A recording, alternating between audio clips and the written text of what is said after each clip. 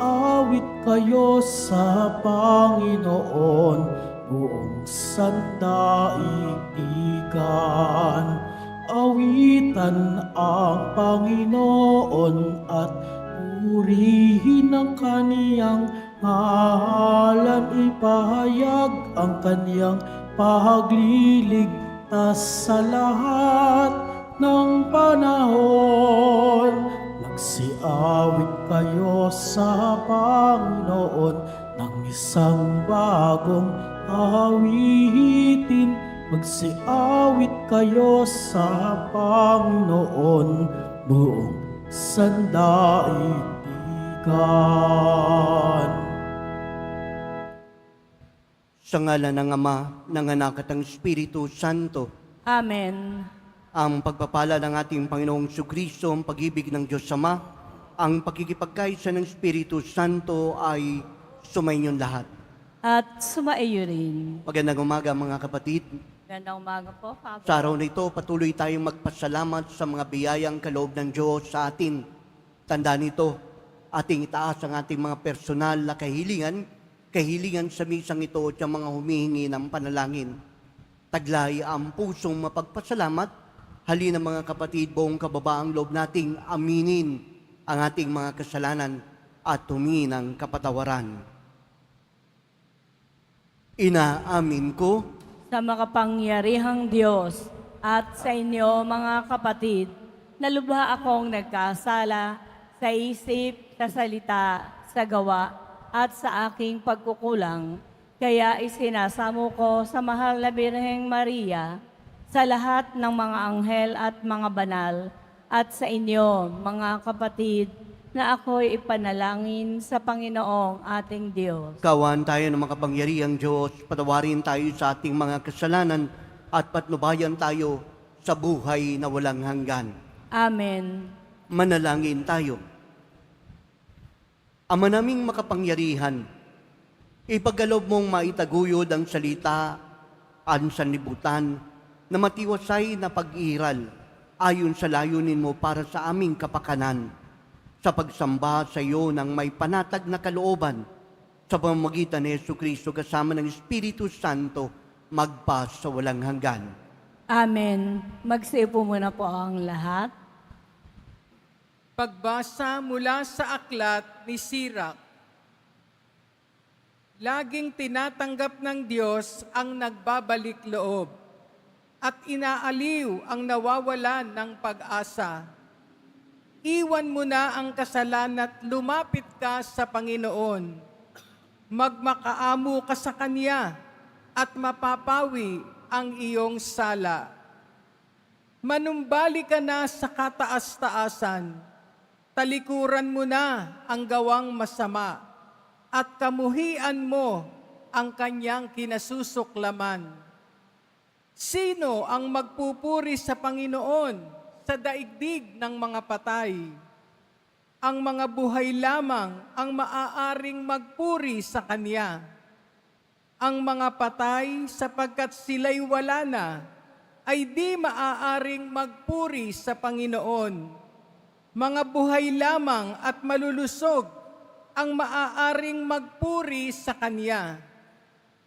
Kay laki ng pagkahabag ng Panginoon, anong dali niyang magpatawad sa nagbabalik loob sa Kanya. Ang salita ng Diyos. Salamat sa Diyos. Sambayanang tapat sa Diyos ay magpupuring malugod. Sambayanang tapat sa Diyos ay magpupuring malugod. Mapalad ang tao na pinatawad na yaong kasalanan at nalimot na rin ang kanyang nagawang mga pagsalangsang. Mapalad ang taong sa harap ng poon ay di naparatangan, dahilan sa siya ay di nagkasala at hindi nanlinlang. Sambayanang tapat sa Diyos ay magpupuring malugod. Ako ay lumapit sa iyong harapan at salay inamin. Ang aking ginawang mga pagsalangsang ay di ko inilihim. Pinagpasyahan kong ang lahat ng ito sa iyo'y idaing, at aking natamo ang iyong patawad sa sala kong angkin. Sambayanang tapat sa Diyos ay magpupuring malugod. Ang lahat ng tapat sa panahong gipit dapat manalangin. Upang bumugsuman ang malaking bahay, di sila abutin. Sambayanang tapat sa Diyos ay magpupuring malugod. Kublihan ko'y ikaw ang sasagip kung nababagabag. Aking aawitin ang pagkakalinga at iyong pagliligtas. Sambayanang tapat sa Diyos ay magpupuring malugod. Magsitayo na po ang lahat.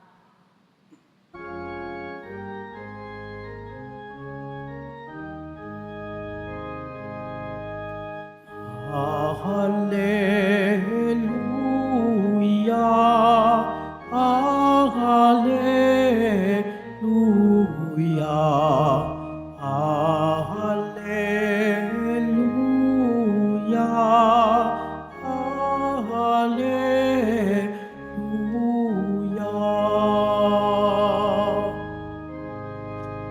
Si Kristo ay naging dukha upang tayo'y managana sa bigay niyang pagpapala. Hallelujah, Hallelujah,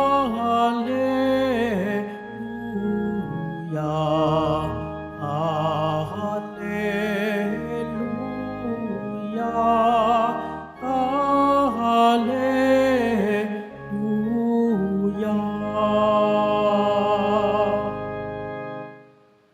Sumainyo ang Panginoon. At sumaiyo rin. Ang mabuting balita ng Panginoon ayon kay San Marcos.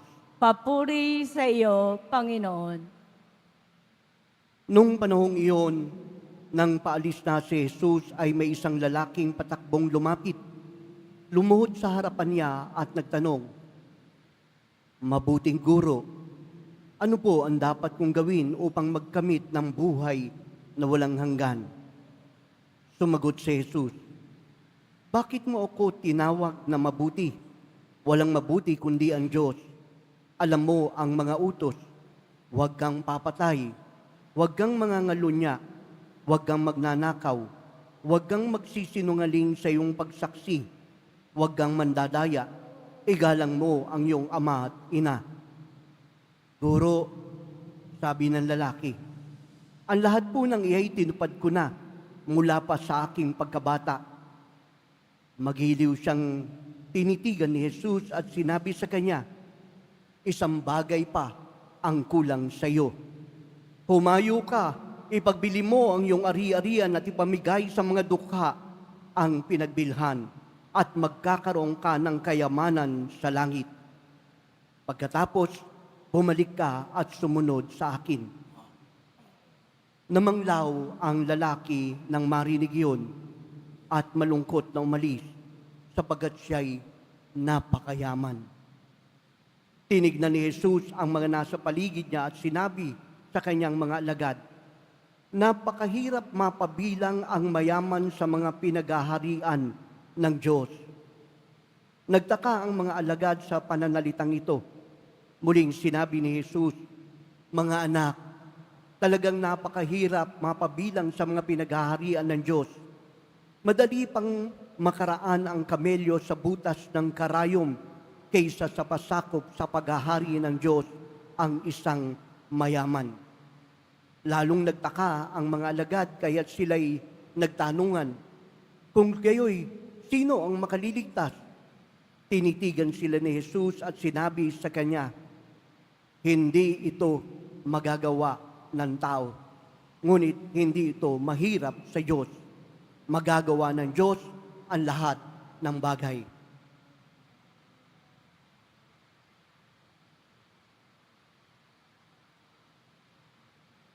Mga kapatid, ang mabuting balita ng Panginoon Pinupuri ka namin, Panginoong Heso Kristo. Magsipo muna po ang lahat. Muli, magandang umaga po sa inyong lahat, mga kapatid. Gandang umaga po, Father. Alam niyo po, siguro tinatanong natin, wala namang masama kung halimbawang tayo po ay magnais at magkaroon ng pera o kayamanan. At lalong walang masama kung maging mayaman po talaga tayo. Pero ano po ba yung dahilan? Ano po yung tinitignan po natin? Dahil kung kaya naman, ang kayamanan ay naging balakid sa tinatawag nating paghahari ng Diyos. Ang ganda po ng tanong with good intention yung tanong nitong taong to. Guro, paano po ba ako makapapasok sa paghahari ng Diyos? Alam niyo po, ito pong taong to, mabuting tao to Bakit po?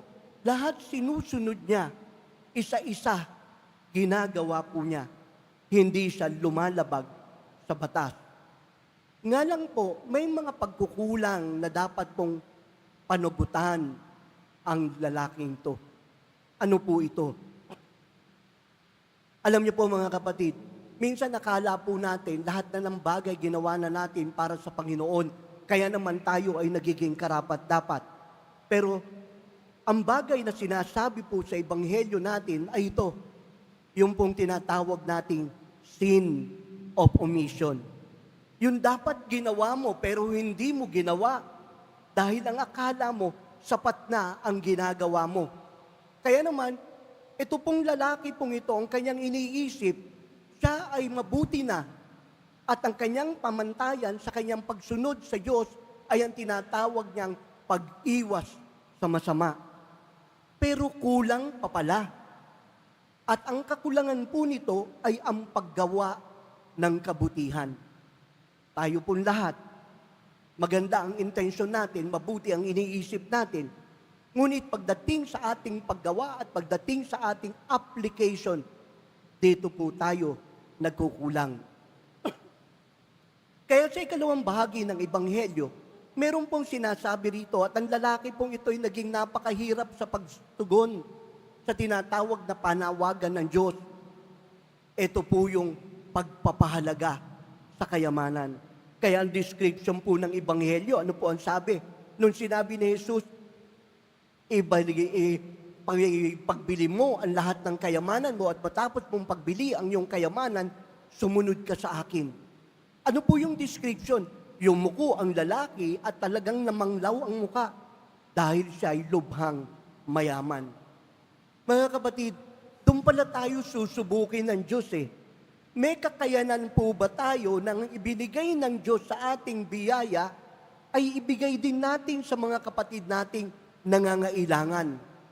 Ito po yung mas mahirap. Bakit po? Kasi meron po tayong dapat harapin sa ating sarili kung kaya't nagiging mahirap ang pagbibigay at pagbabahagi natin sa ating mga pagpapalang tinanggap o sa ating kayamanan. Ano po ito?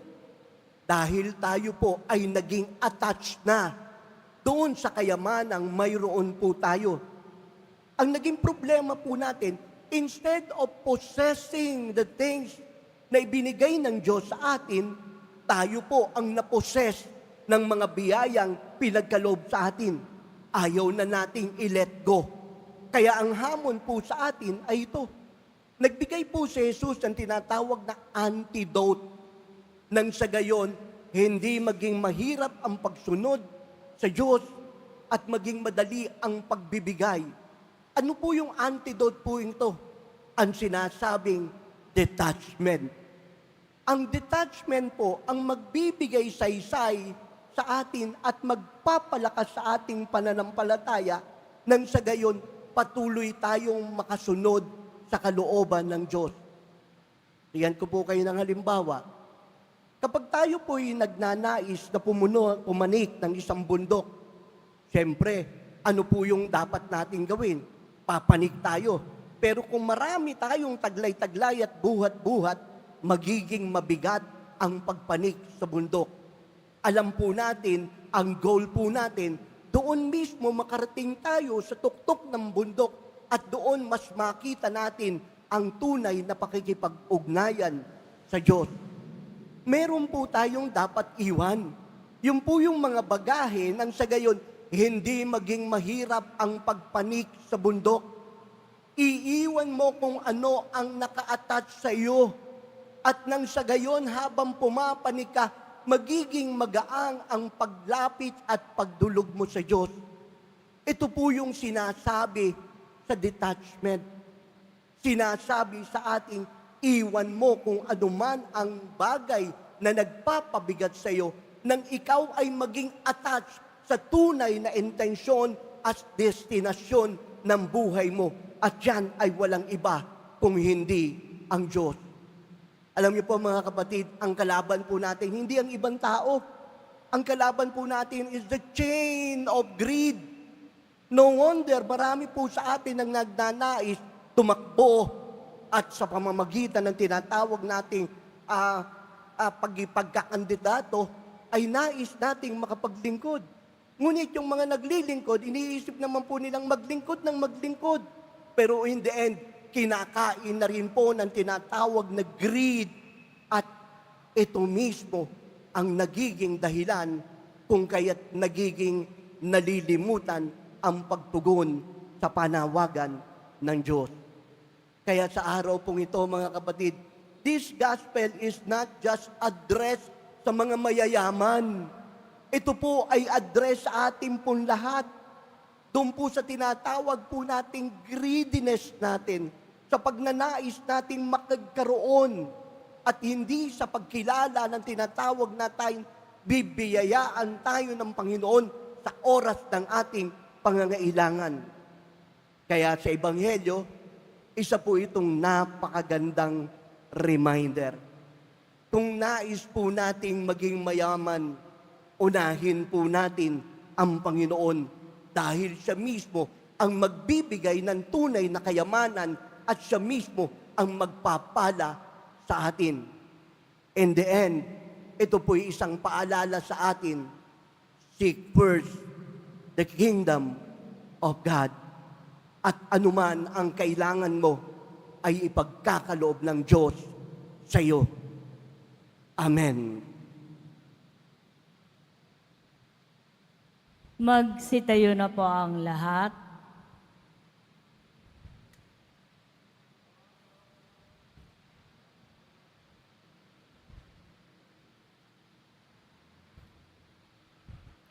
Minamahal kong mga kapatid, manalangin tayo ngayon sa ating Diyos, Ama, para sa katatagan ng mapaglabanan natin ang tukso ng kayamanan at kasiguruhan. Ating itutugon, Ama, mapasa amin nawa ang kaharian mo. Ama, mapasa amin nawa ang kaharian mo. Ang simbahan naway patuloy na magbigay ng kalinga at suporta sa mga napapabayaan at mga naghihirap ng ating lipunan. Manalangin tayo. Ama, mapasa amin nawa ang mapasa amin kaharian. nawa ang kaharian mo.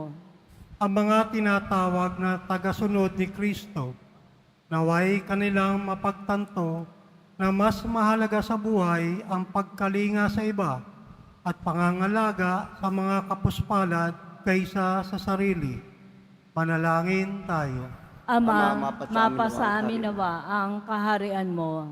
Ang lahat ng tao naway matagpuan ang karunungan na unahin ang paghahanap sa kaharian ng Diyos at ialay ang kanilang buhay sa paglilingkod sa Panginoon. Manalangin tayo. Ama, Ama, mapasa amin nawa kaharian mo. ang kaharian mo. Ang mga may sakit, naway mabigyang kasiyahan at kalakasan ni Kristo. Manalangin tayo. Ama, mapasa amin nawa ang kaharian mo. Ang ating mga yumaong kamag-anak at kaibigan, naway makasalo sa kasiyahan ng tagumpay ni Kristo sa kaharian ng langit. Manalangin tayo. Ama, mapasa amin nawa ang kaharian mo. Sa ilang sandali ng katahimikan, ating ipanalangin ang iba pang mga pangangailangan ng ating pamayanan. Gayon din ang mga intensyon na inialay sa ating misa sa araw na ito. at isama rin natin ang ating mga pansariling kahilingan. Manalangin tayo. Ama, mapasa amin nawa ang kaharian mo. Magkalangit na Ama, bigyan mo kami ng kalakasan ng loob na mamuhay sa kadukaan sa Espiritu at sumunod sa limbawa ni Kristo na naging duka upang kami ay umunlad. Inihiling namin to sa magitan ni Kristo, aming Panginoon. Amen. Magsiupo muna po ang lahat.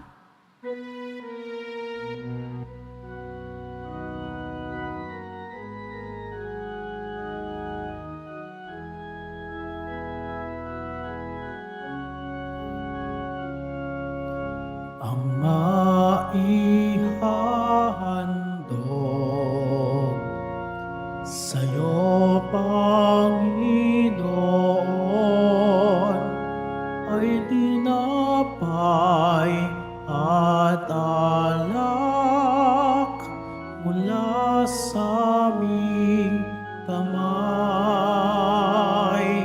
Sa iyong kabutihan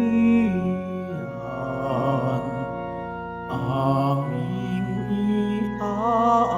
iaalay ang tinapay at alak sa gisag ng aming buhay.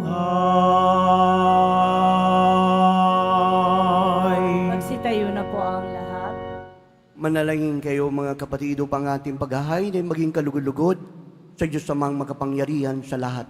Tanggapin nawa ng Panginoon itong paghahain sa iyong mga kamay, sa kapurihan niya at karangalan sa ating kapakinabangan at sa buong sambayanan niyang banal. Ama naming lumikha, ipagalob mo ang mga dapat ialay upang aming sambahin ang iyong ngalan.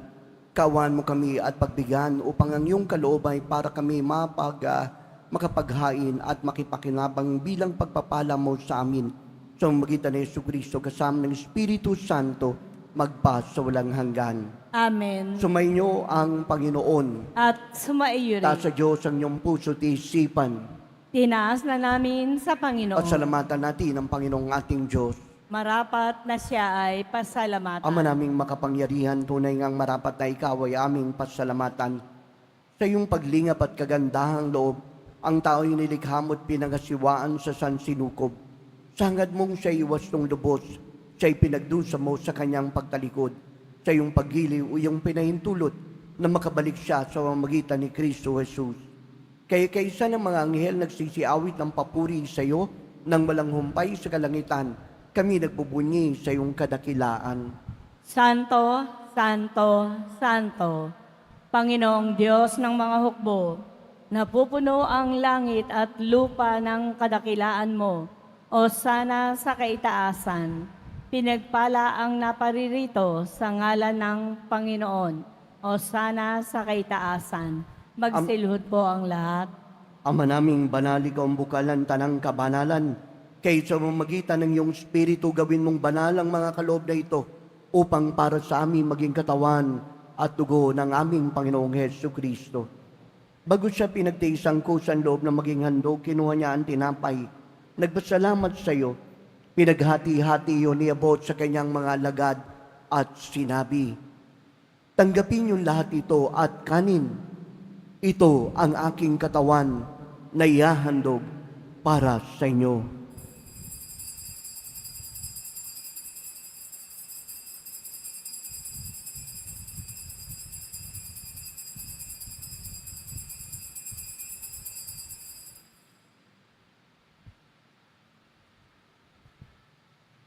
Ganon din naman ang matapos ang hapunan, kinuha niya ang kalis. Muling nagpasalamat sa iyo. Inibot ang kalis sa kanyang mga alagad at sinabi, tanggapin yung lahat ito at inumin. Itong kalis ng aking dugo ng bagot walang hanggang tipan. Ang aking dugo na ibubuhos para sa inyo at para sa lahat sa pagpapatawad ng mga kasalanan. Gawin niyo ito sa pag-alaala sa akin.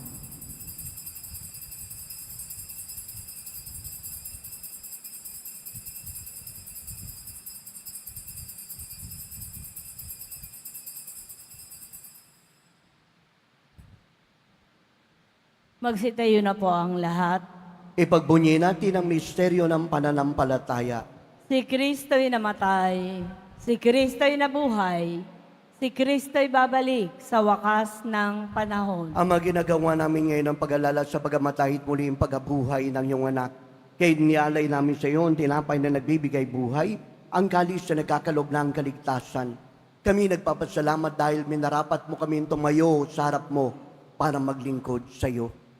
Sinasamo namin kami magkasalo-salo sa katawan at dugo ni Kristo ay mabuklod sa pagkakaisa sa pamamagitan ng Espiritu Santo. Ama, lingapin mo ang simbahang laganap sa buong daigdig. Puspusin mo kami sa pag-ibig.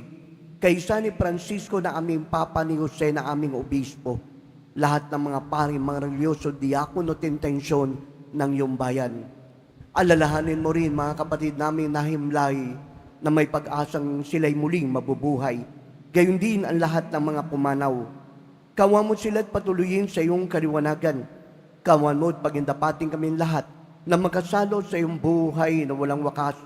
Kaysa ng mahal na Birheng Maria, ina ng Diyos, ng kabiyak niyang pusong si Jose, kaysa ng mga apostol at ng lahat ng mga banal, San Juan Bautista, na namuhay dito sa daigdig ng kalugod-lugod sa iyo, may pagdiwang nawa namin pagpupuri sa kararangal mo sa pamamagitan ng iyong anak, naming Panginoong Hesus Kristo.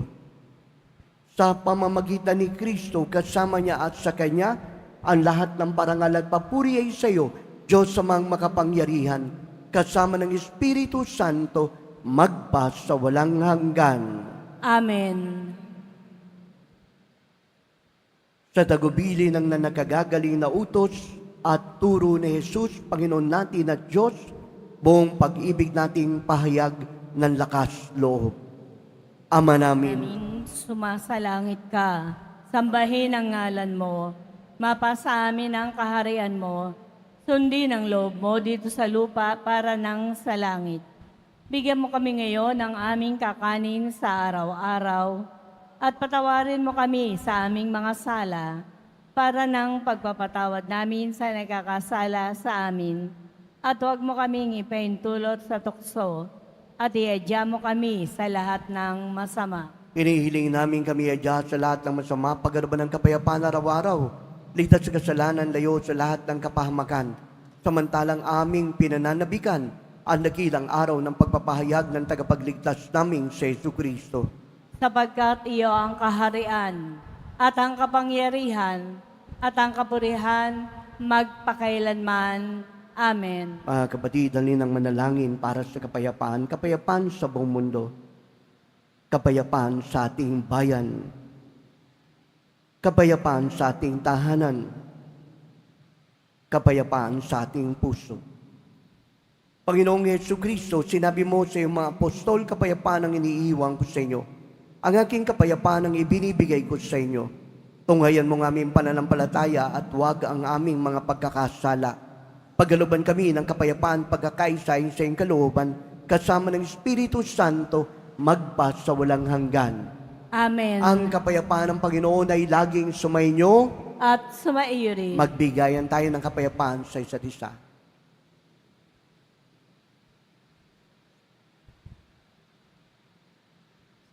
Kordero ng Kordero Diyos, ng Diyos na nag-aalis ng mga kasalanan ng sanlibutan, maawa ka sa amin. Kordero ng Diyos na nag-aalis ng mga kasalanan ng sanlibutan, maawa ka sa amin. Kordero ng Diyos na nag-aalis ng mga kasalanan ng sanlibutan, ipagkaloob mo sa amin ang kapayapaan. Magsilud po ang lahat. ito ang kordero ng Diyos. Ito siyang nag-aalis sa mga kasalanan ng sanlibutan. Mapapalad ang sa kanya'y patuloy na tumatanggap. Panginoon, hindi ako karapat dapat na magpatuloy sa iyo, ngunit sa isang salita mo lamang ay gagaling na ako.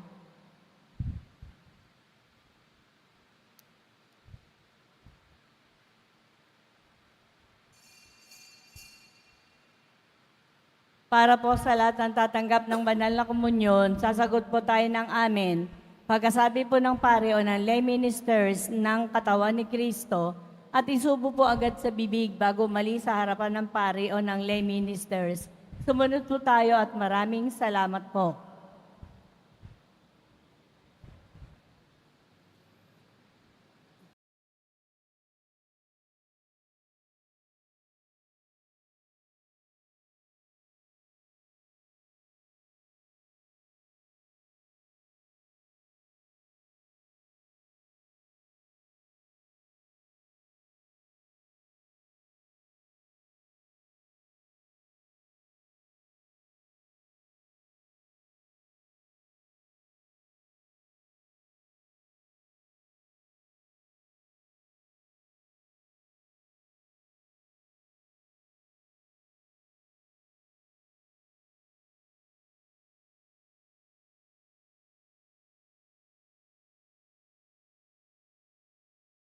Tayo na po ang lahat.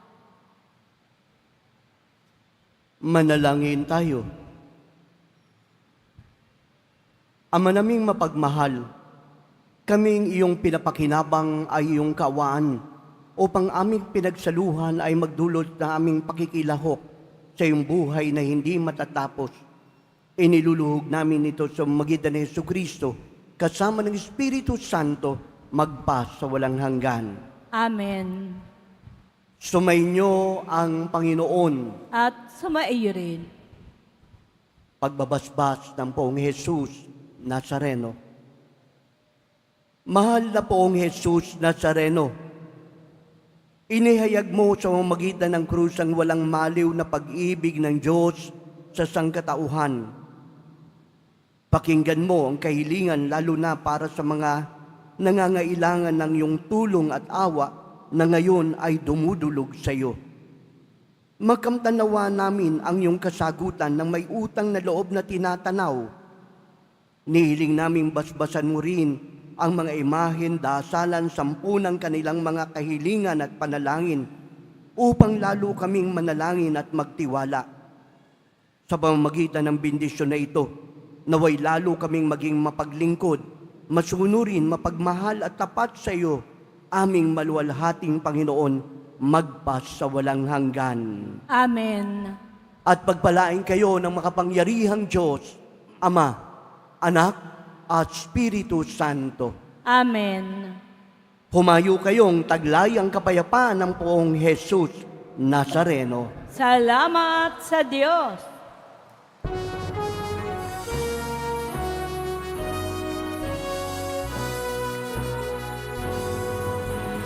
Padre Jesus Nazareno, sinasamba ka namin. Pinipintulo ka namin, aral mong aming buhay at kaligtasan. Nuestro Padre Jesus Nazareno, iligtas mo kami sa kasalanan. Ang krus mo pinamatayan ay sagisag ng aming kaligtasan. Nuestro Padre Jesus Nazareno, dinarangal ka namin. Nuestro Padre Jesus Nazareno, nilulwalhati ka namin. Nuestro Padre Jesus Nazareno, dinarangal ka namin. Nuestro Padre Jesus Nazareno, nilulwalhati ka namin.